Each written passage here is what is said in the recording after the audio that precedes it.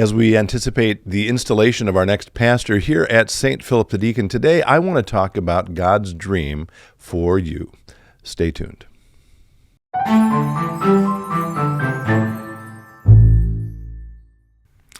Hello, friends. Pastor Tim Westermeyer here, Senior Pastor of St. Philip the Deacon in the western suburbs of Minneapolis. Good to be with you as always.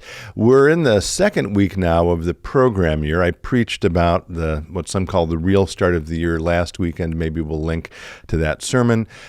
Last week in worship, we prayed for 6 staff members and actually commissioned them at the 9:30 live stream service. So there were 3 brand new members of our team and 3 other members of our team who are sort of shifting their roles and priorities. I may have talked about that in the past. This coming weekend, we are installing, sort of formally welcoming our newest pastor, Pastor Makayla Dahleen, in all of our services over the weekend. And so I would encourage you, if you're around, please join us for those services and be part of that important moment in our life together. If you're able to join us digitally, great, 9:30 on Sunday Central Time. But that got me thinking about my own transition to ministry, my own path to ordination, my first call, and so forth. I could talk a long time about stories from that period of my life. I've been a pastor more than 20 years now. But I'm reminded of one specific story this morning that I'm going to share in today's episode, which I will try to do relatively briskly. I think I've talked before about how I transitioned from the business world to go into ministry. So I worked in the world of communications. I worked at a couple of big PR agencies, both here in Minneapolis and Los Angeles, before I came to ministry.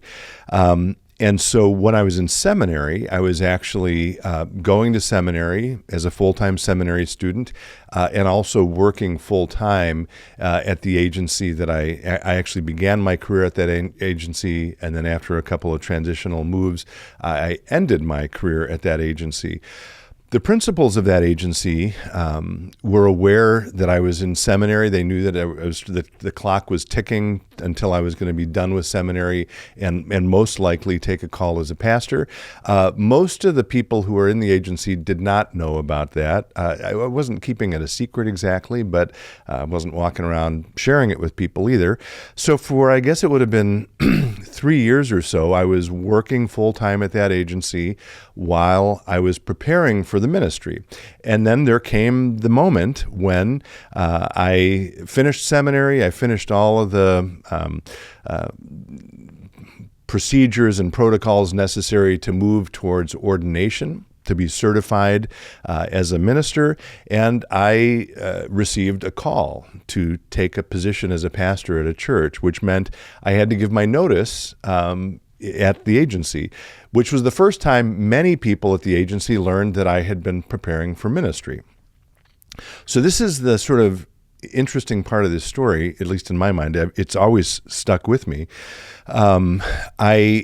People start hearing about this, and not 1 or 2, but 4 or 5 or even 6 people, if I remember correctly, came and found me after this news was announced. They came to my office, they shut the door, and then they said, it was as if they were reading a script.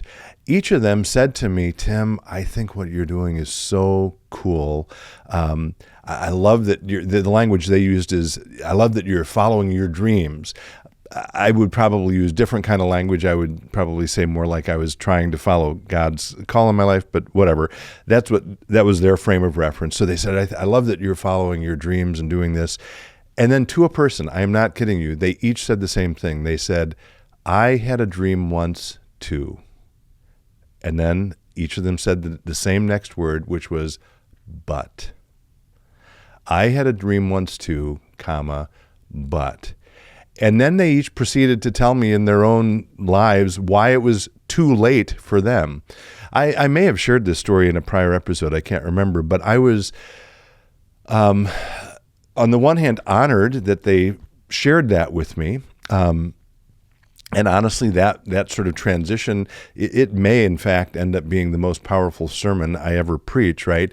But I was profoundly saddened by the fact that these people were sharing with me the fact that they were doing something that, I'll use the language of, they knew they weren't really called to do. They had another path they wanted to pursue, but for whatever reason, they had decided that they couldn't move on in that other path, that other dream that they once had. And mind you, I mean, I'm not old even today. 20 plus years ago, I was much younger, and most of the people I was working with were also not ancient. So they had plenty of runway ahead of them. And I guess I'm reflecting on that as we anticipate again the formal installation of our next pastor here, and all that brings with it in terms of a sense of call, not just for her, not just for pastors, but for all of us. And I pray that if you are sensing in your life something that God is inviting you to do, that you'll have the courage, the strength, the willingness to take a risk and follow God along that path. You all know I love C.S. Lewis. There's a quote about this. It's very short, but from Lewis, where he says this: "You are never too old to set a new goal or to dream a new dream." And so today, I pray that you might, wherever you find yourself in your life, discover the next goal that God has for you or the next dream that God has for you, and you will have the faith to pursue it.